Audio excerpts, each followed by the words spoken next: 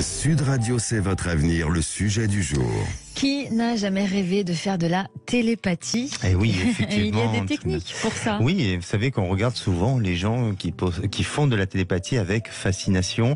La télépathie à distance n'est pas une tâche facile, mais c'est tout à fait possible de le faire avec pas mal d'exercices. Alors, je vous redonne un petit peu la définition de la télépathie. C'est la transmission des pensées d'une personne à distance sans l'aide de tous les organes des sens et liés à une autre personne.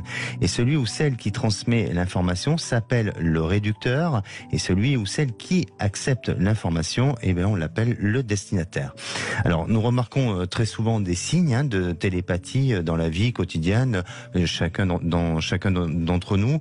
Ça nous arrive souvent de dire, mais vous lisez dans mes pensées. Moi, je le dis tous les jours, je crois. Voilà, parce que vous voulez me dire la même chose. En télépathie, il existe 3 classifications. La première, celle de l'instinctif. Alors, cette classification de télépathie est liée à des tremblements physiques que vous pouvez avoir. Dans ce cas, c'est le plexus solaire qui est situé au niveau de la poitrine. Il est en contact avec le corps astral d'une personne, c'est-à-dire avec ses sens.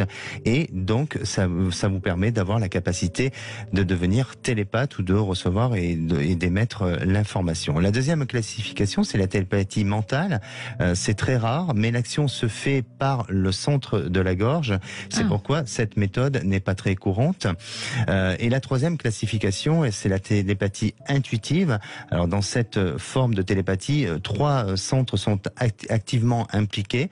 Il s'agit d'informations reçues de sources supérieures, ou alors du divin pour certains, ou après aussi de Ajna, qui est le 3e œil, qui active le 6e sens, et le centre de la gorge, qui aide à percevoir correctement les sentiments, les émotions et les informations. Alors, pour se mettre en condition, il existe plusieurs étapes. La première étape, c'est de s'aligner.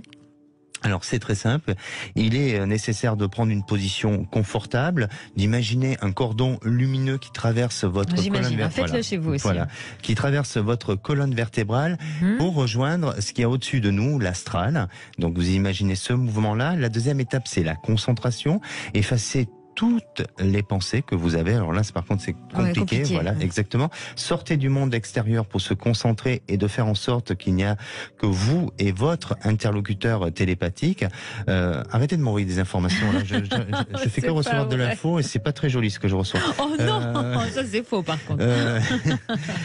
Donc vous. Je pensais à votre chemise. Alors c'est vous qui dites que c'est pas très joli. Oui, mais je sais pas. J'ai eu comme si vous me disiez enlevez la chemise. Moi, je sais pas. Vous ne devez pas regarder avec vos yeux, mais avec ce qui est à l'intérieur. La troisième étape, c'est la formulation de la pensée. Alors, il est nécessaire de formuler ce que vous voulez transmettre en pensée, en image, en sentiment, au centre de votre cerveau. L'essentiel ne doit pas être superficiel ou un jeu d'imagination.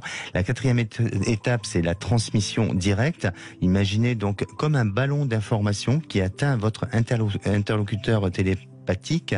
Quelle émotion il peut éprouver à ce moment-là. Et puis la 5e étape et la dernière, c'est le merci. Vous devez sincèrement remercier les forces supérieures pour avoir livré ou avoir reçu ce message-là. Donc l'exercice est quand même compliqué, mais si on perdure dans le temps, on arrive à des résultats assez satisfaisants.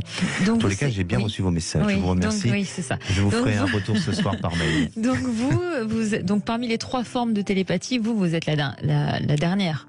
Ça dépend. Avec oui, ça dépend. Alors, vous savez, si vous êtes fatigué énergétiquement, vous avez peut-être pas ces 3 connexions qui se mettent en place, et vous pouvez juste ressentir par le plexus solaire ou autre. Et puis ne rien ressentir aussi. On peut pas être télépathe tout le temps. Oui, mais alors c'est peut-être subtil la différence. Mais quand vous avez un consultant en face de vous, est-ce que vous fonctionnez par la télépathie aussi? Alors c'est très intéressant. Effectivement, c'est très intéressant parce qu'il est très difficile de déceler si c'est de la télépathie ou si c'est de la perception extrasensorielle. Et la différence est très très subtile.